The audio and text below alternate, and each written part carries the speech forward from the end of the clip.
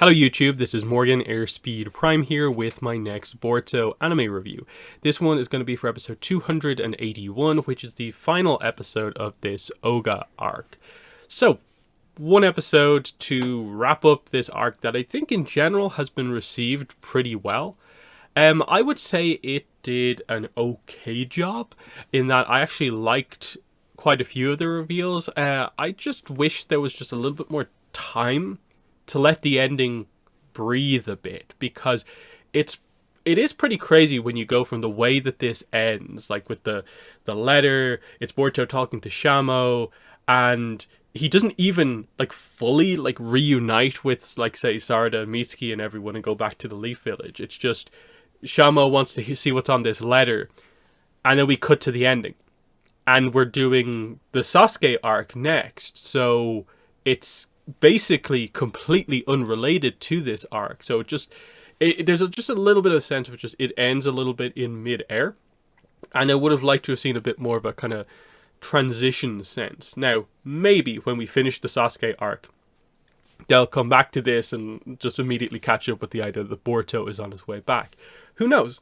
They might introduce why they're doing the Sasuke arc here with some sort of a present day kind of setup for why Sasuke is telling this story, and it might include reference to what's happened before. But it was still a bit like, whoa, okay, this is all you're doing with this. Okay, fine.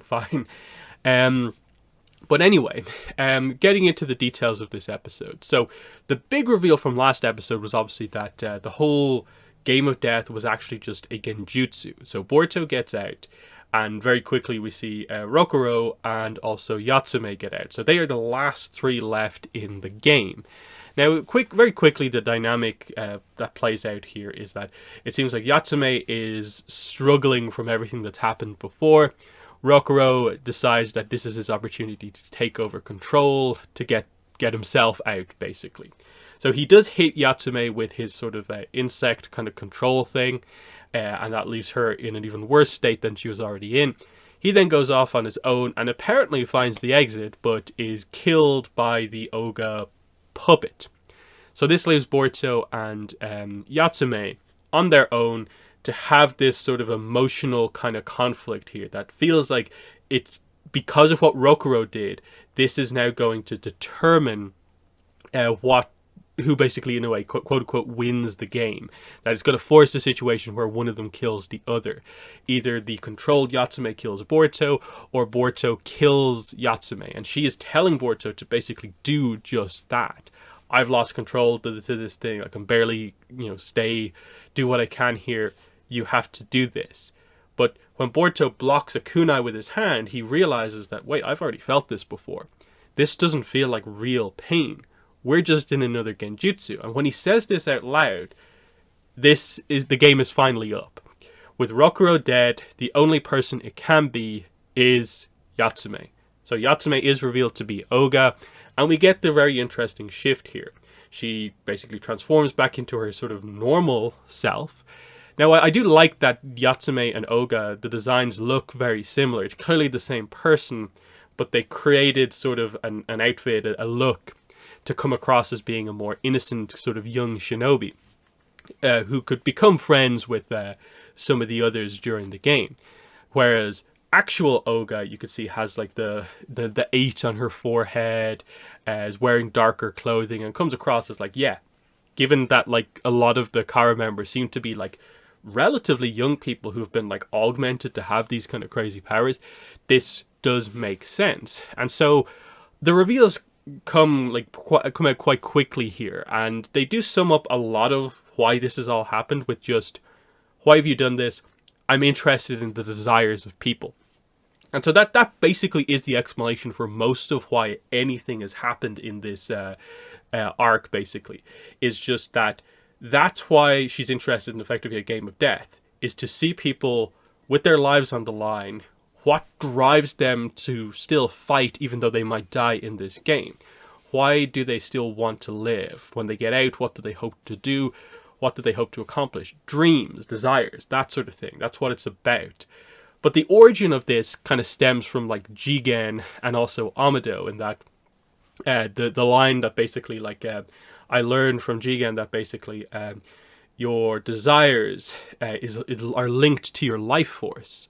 And Amado also is investigating like the human heart, which I took to more or less mean the idea of that is uh, the idea of having heart rather than, you know, investigating the organ, the heart type thing.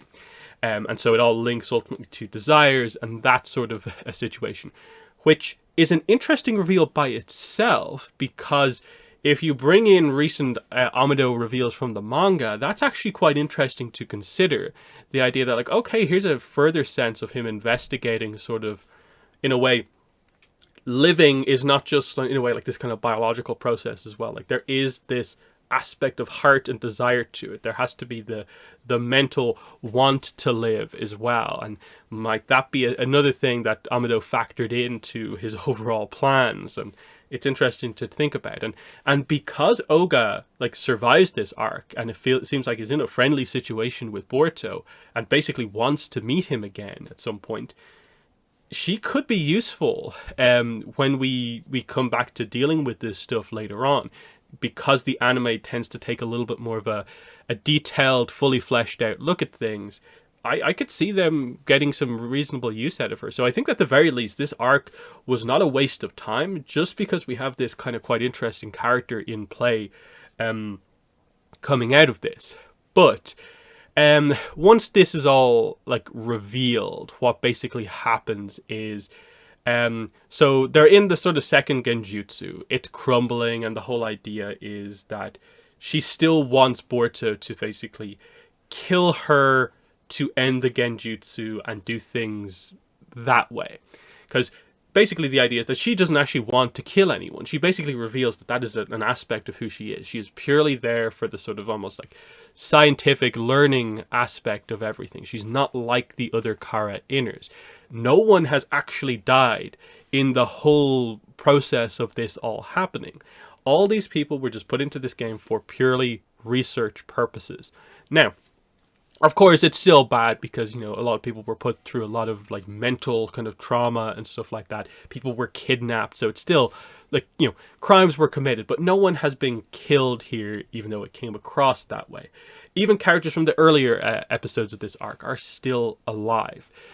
So it helps to immediately do the shift when it's revealed that she's not actually like a true villain, more or less.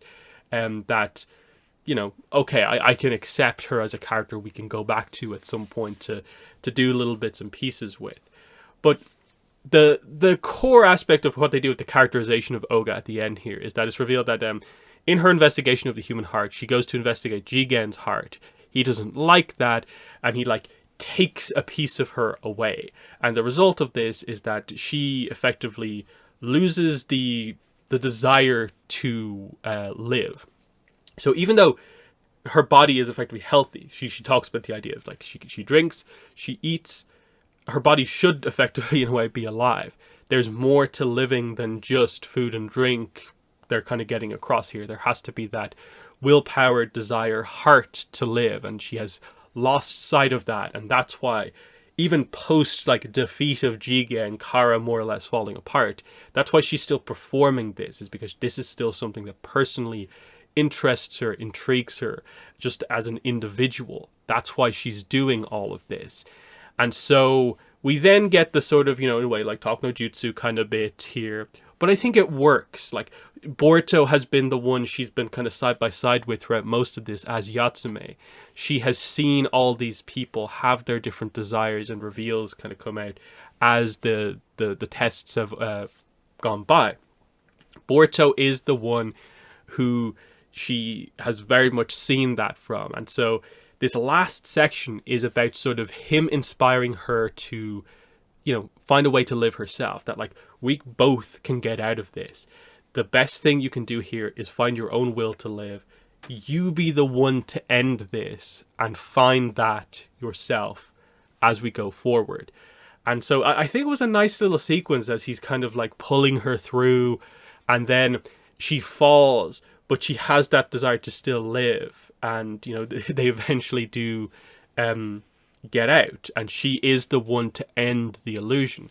It is at this point is where the episode, I think, goes from being like, this was really, really, really good, to here's the rush smash cut to the different endings.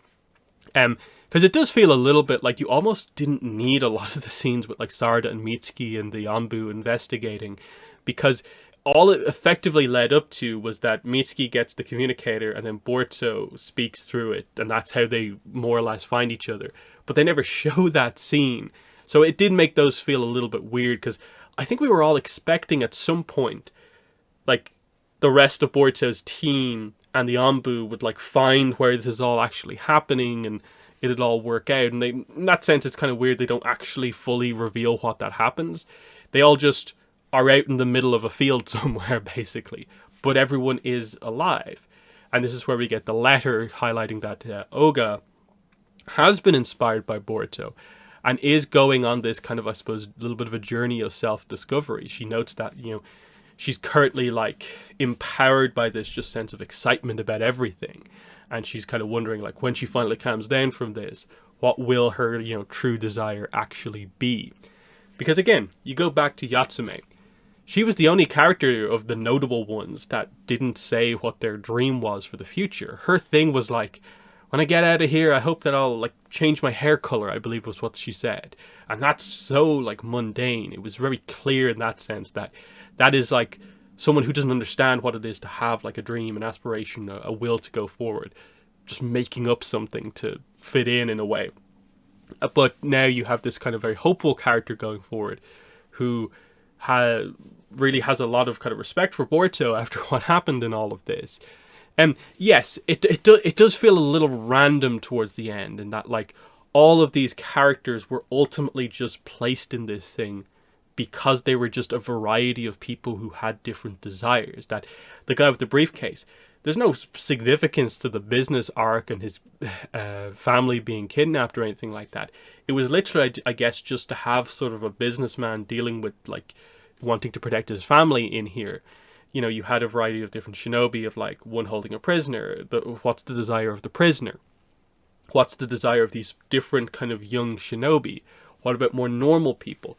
That was what the whole variation of this was, to just have a big, you know, set of people in all of this.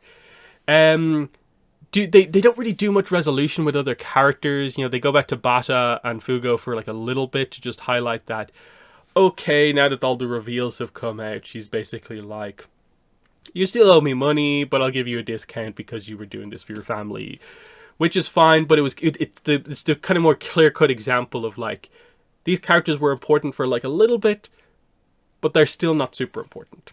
And, you know, just that reality of the situation kind of hitting at that point. So I think in conclusion, like, again, I like this arc. I actually like the Yatsume is Oga reveal and some of the implications of what that means. I like the idea of her being this kind of very hopeful character going forward, just to see where, when she does come back, what is her goal and approach, and what does eventually become her desire, I suppose. And it actually makes me excited to return to this character, but when will that be? Again, there is the Amado connection in that, like, it feels like if they can have Amado and this character meet up, that would be interesting. As a way to kind of flesh things out a little bit more, even to flesh out recent manga reveals and content that we got. But anyway, next we go on to, I think we have a week break. Then we go on to the start of the Sasuke arc. Now, the thing with this is that it is not completely new content in the anime. This is actually going to be the third like version of this story. So the original comes from the novels, of course. Right now, only 2 of the 3 novels that sort of cover this general story are out.